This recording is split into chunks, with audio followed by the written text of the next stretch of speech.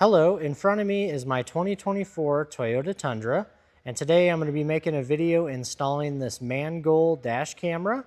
I'll put the link for this product down in the description, and if you find this video helpful, please hit that subscribe button. Thank you. Here's the box that the dash cam arrived in. I'm going to go ahead and get it unboxed and see what all's inside.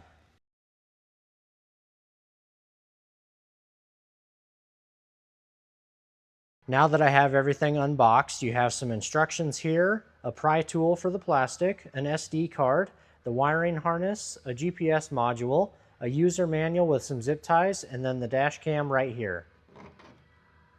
The first step is going to be removing this old plastic cover. To do that, you're going to put your finger through this hole here and pull it straight down. Once that's out of the way, this entire plastic piece here will slide straight down and come off.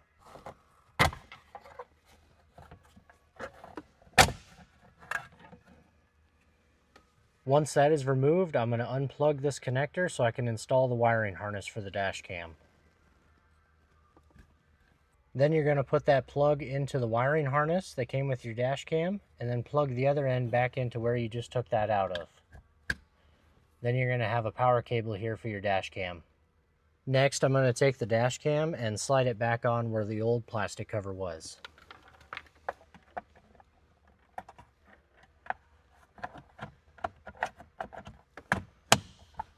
After that, I'm going to connect the power wire and the GPS wire and then just kind of store everything back behind this cover.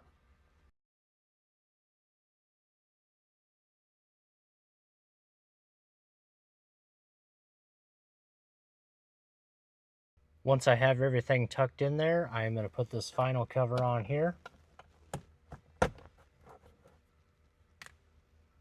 And then on the passenger side, there's a little slot where you can put that 64 gigabyte SD card that they supply for you.